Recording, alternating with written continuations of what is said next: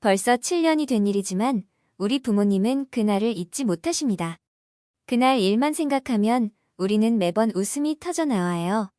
태어나서 그런 대접은 처음 받아보셨다면서 두고두고 이야기하시죠. 저도 그 이야기를 함께 하다 보면 그날 먹었던 음식만큼 행복감이 채워집니다. 추억이 별건가요? 행복이 별건가요? 생각하면 웃음 나고 웃음 나면 행복한 거 그런 거죠. 아니 도대체 생각만으로도 뭐가 그리 즐거운지 궁금해지는데요. 해외 커뮤니티와 SNS를 바탕으로 재구성한 베키의 이야기 함께 확인해 보겠습니다. 안녕하세요. 저는 캐나다 켈로나에서 사는 베키입니다. 한국인 남자와 결혼해 2명의 귀여운 아이들과 행복한 삶을 살고 있습니다. 저는 남편을 레이크라고 부르죠.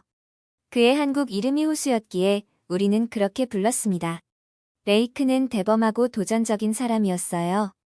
8년 전 캐나다로 워킹홀리데이를 왔고 우린 친한 친구가 되었습니다. 인연이었던 것 같아요. 레이크는 우리 부모님께서 운영하는 과수원에서 일을 하게 되었거든요.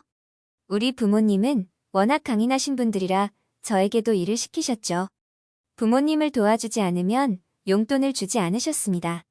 학교를 가지 않을 때는 무조건 부모님을 도와드렸습니다. 저는 맨날 투덜투덜 거리면서도 부모님을 도와드리고 용돈을 받았습니다. 아무튼 레이크와 저는 과수원에서 일하면서 만났습니다. 워낙 밝고 유쾌한 성격을 가졌던 탓에 일도 금방 적응하고 저하고도 금방 친한 사이가 되었습니다.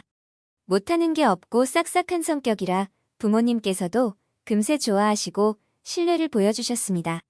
아들이 없으셔서 그런가 늘 아들처럼 믿고 든든해하셨어요. 저도 정말 성격이 밝고 긍정적인 편인데 저보다 더 긍정적인 사람은 처음 봤습니다. 배울 게 많은 사람이었어요. 우리는 금방 친해지고 금방 사랑에 빠졌죠. 그리고는 금방 결혼을 약속했습니다. 정말 순식간에 벌어진 일이었지만 늘 봐오던 레이크였기에 부모님께서는 너무 당연하게 받아들이셨습니다. 그리고 누구보다 기뻐해 주셨어요. 한국에 계신 레이크의 부모님이 반대하지 않으실까 걱정했습니다. 레이크의 말에 우리 가족은 웃음을 터뜨릴 수밖에 없었습니다. 그는 사남 2녀 중 막내였고 형들과 누나들은 모두 결혼을 했기 때문에 집에 외국인 며느리가 들어오면 신기해하실 분들이라고 하더라고요. 결혼을 하는 것만으로도 감사하게 생각할 거라고 했습니다. 워낙 자유분방하게 살아온 막내 아들 아마 없는 셈 치고 살고 계실 거라고 했어요. 레이크의 말로는 깡촌에 살아 어릴 때부터 도시로 나와 생활해 자립심이 강했다고 했습니다. 한국 곳곳에 형 누나 가족들이 포진되어 있어 어느 누구에게도 방해받지 않는 외국을 선택하게 되었다고 했습니다. 경험하는 것을 좋아해 세계 여러 나라를 돌아보고 살고 싶었는데 캐나다에서 발목이 잡힐 줄은 몰랐다나요?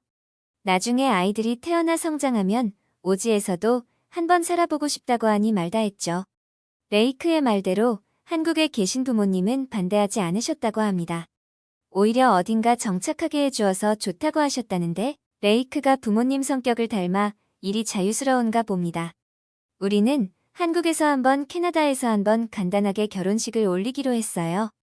먼저 한국에서 결혼식을 하기로 하고 우리 캐나다 식구들이 한국을 찾았습니다. 지금도 생각하면 웃음이 절로 난다는 문제의 그날이었죠.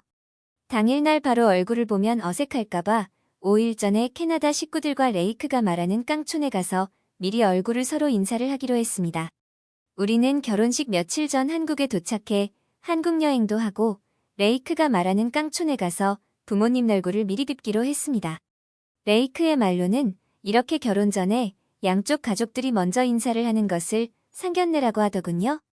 우리 부모님과 언니, 형부, 조카와 함께 한국을 방문했습니다.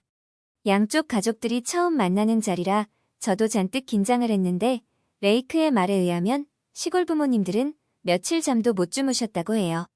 한국에 처음 오는 사돈에게 무슨 음식을 해줘야 하나 고민에 또 고민을 하셨다고 하죠. 한국 음식이 입에 안 맞을까봐 햄버거, 피자, 빵 같은 것을 만들어야 하는지 몇 번을 물었다고 했습니다. 생각만 해도 너무 귀여우신 분들이었어요. 레이크가 태어난 곳은 보성이라는 곳이었습니다. 녹차가 유명한 곳이라고 푸른 녹차 밭이 넓게 펼쳐져 있어 마음에 들어할 거라고 했습니다. 그러나 서울에서 가려면 5시간은 좋게 잡아야 하니 너무 지루하지 않을까 걱정했습니다. 언니가 레이크에게 말했어요. 별 걱정을 다 한다고 말이죠. 땅덩이가 넓은 캐나다에서는 더 오랜 시간 이동할 일이 많으니 걱정하지 말라고 이야기해 주었습니다. 우리 가족은 캐나다와는 다른 한국의 풍경이 마냥 신기했습니다. 이런저런 이야기들을 나누고 이것저것 물어보다 보니 전혀 지루한 시간이 아니었어요. 레이크가 막내다 보니 부모님은 나이가 많다고 했습니다. 그렇지만 평생을 농사일을 해오시며 돼지를 키우셨기 때문에 정말 건강한 분들이라고 했습니다. 왠지 우리 부모님과 닮은 부분이 있었습니다. 평생 과수원을 일궈오신 부모님도 대단하다고 생각했지만 더 오랜 시간 농사일을 하신 분들이라고 하니 존경스러운 마음이 들었습니다. 정말 자유분방한 레이크를 낳아주신 부모님을 빨리 보고 싶었습니다. 우리 가족은 가는 길에 한국의 고속도로 시스템에 여러 번 놀라기도 했습니다. 특히 한국 휴게소에 감탄을 했어요. 시설이 좋은 것은 물론이고 휴게소 간 거리가 멀지 않아 너무 편리했습니다. 캐나다에서는 주유나 식사를 하려면 고속도로를 나가 다른 마을로 들어가야만 했기 때문이죠. 화장실도 정말 깨끗해 깜짝 놀랐던 기억이 있습니다. 부모님께서는 보성에 도착해서 레이크의 집에 들어가는 입구까지도 도로 포장이 넓게 되어 있는 것을 보고 좋다고 하셨던 기억도 나네요. 우리가 도착할 것을 알고는 마을 입구부터 나와서 멀리서 서성이던 두 분을 보니 마음이 살짝 울컥했습니다. 처음 보는 두 분이었지만 레이크에게 많은 이야기를 들어서일까요? 너무나 친근하고 정겨웠죠. 아이고 멀리까지 오느라 고생했다라고 전화를 하시면서 저를 꼭 안아주셨죠. 양쪽 부모님은 서로 말은 통하지 않았지만 환한 웃음으로 서로를 반겨주셨습니다. 새벽부터 출발한 가족들이 배고프겠다며 빨리 들어가자 재촉하셨습니다.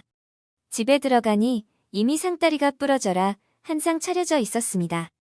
정말로 많은 음식이 준비되어 있었어요. 이를 도와주기 위해 레이크의 큰 누나와 이웃집 어른이 새벽부터 왔다고 하셨습니다. 차려진 음식을 보고 우리 가족은 놀라지 않을 수 없었죠. 차려진 게 다가 아니었습니다. 어머니는 끊임없이 음식을 내오시며 차린 건 없지만 많이 드시오라고 말씀하셨어요. 네, 차린 게 없다니요. 의아스러워하니 레이크는 한국에서 의뢰하는 이야기라고 했어요. 레이크는 쉴 새 없이 나오는 한국어와 영어를 통역하느라 진땀 빼는 모습은 정말 유쾌했습니다. 그때는 주는 대로 먹어 몰랐지만 상에는 정말 다양한 음식이 있었습니다. 불고기는 캐나다 한식당에서도 먹어본 적이 있었지만 태어나서 처음 먹어보는 한국 음식들은 정말 맛있었습니다. 오징어 볶음, 회 잡채 나물 생선구이, 찌개와 국 종류 부침개 등등 끝없이 내오시는 음식에 우리는 입을 다물 수 없었습니다. 한 번씩만 맛봐도 배가 부를 것 같았는데 밥도 그릇 가득 담아주셨습니다. 우리는 배가 불렀지만 어머니가 주시는 음식을 계속해서 먹었어요. 처음 먹는 한국 음식을 맛있게 먹는다며 기뻐하셨고 연신 흐뭇하게 바라보고 계셨기 때문이죠. 입가심을 해야 한다며 누룽지라는 것을 내오셨는데 그 맛은 고소했었죠. 만들기도 편하고 속을 편안하게 해줘 지금도 가끔 해먹는 음식이 되었습니다. 밥을 다 먹을 때쯤 후식을 먹어야 한다며 식혜와 사과를 내오신다고 하자 캐나다 가족들은 고개를 흔들며 배를 두들겨 보였죠. 정말 배가 터질 것 같아 조금 쉬었다 먹자고 사정했었죠. 소화를 시킬 겸 우리는 마을 구경에 나섰습니다. 돼지 우리도 볼 수 있었죠. 조카가 참 재미있어 했습니다. 마을길을 따라 자연을 느끼며 레이크가 어린 시절 뛰어놀았을 그곳에 와 있다는 생각에 기분이 좋았습니다. 꼬마 레이크는 말도 참 안 들었을 것 같아 웃음이 났습니다.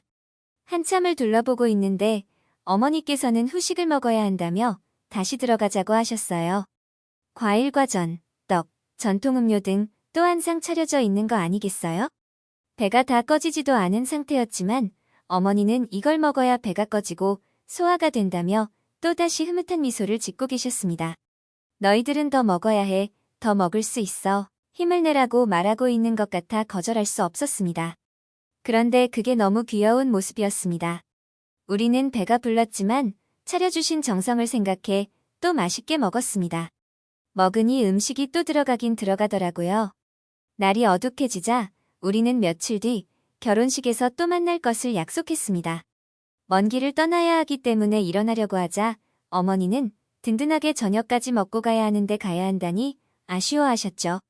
캐나다 가족들은 기겁하며 일제히 아직도 배가 부르다고 배를 통통 치며 액션을 취했습니다. 이 모습을 본 두 분은 유쾌하게 웃으셨어요. 레이크가 언제나 호탕하게 웃는 모습이 좋았는데 꼭 두 분을 빼닮았다고 생각했습니다. 어머니는 급기야 이참에 한밤 자고 가라고 붙잡으셨습니다. 그 정도로 아쉬워하셨어요. 배웅하는 어머니 양손에는 뭔가 가득 들려 있었어요. 사돈댁에 뭐라도 챙겨드려야 한다며 김, 직접 다신 오이, 참기름, 들기름 등등 싸주셨던 것이었죠. 가져갈 수만 있다면 가져오고 싶었는데 가져갈 수 없어서 아쉬웠습니다.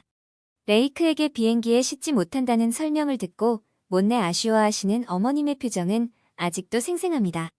뭔가 찡한 마음이 느껴져 저도 모르게 어머님을 안고 눈물을 흘렸습니다. 말없이 등을 쓰다마 주셨죠. 돌아가는 차에서 우리 가족은 정말 맛있는 음식들이었다고 음식 이야기를 끊이지 않고 했습니다. 밖은 깜깜했지만 어느 때보다 둥글고 밝은 달빛이 우리를 비춰주고 있었어요. 한국에서의 결혼도 캐나다에서의 결혼도 잘 마무리하고 지금 행복하게 지내고 있습니다. 언제 곧 떠올리면 따뜻해지는 그날의 기억에 오늘도 웃을 수 있었네요. 베키의 이야기 어떠셨나요?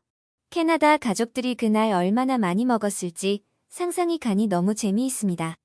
우리 시골 어머님들의 인심이야 어디 내놔도 빠지지 않을 텐데 사돈 어른을 대접하시느라 더 신경을 쓰셨다면 상다리가 10번은 부러지고도 남았을 것 같은데요. 무엇을 상상하든 그 이상이겠지요. 레이크 어머님의 정을 듬뿍 느꼈던 그날의 추억 오래 간직하시길 바라겠습니다. 재미있고 감동적인 사연 계속해서 제보해 주시면 감사하겠습니다. 별별 이슈였습니다.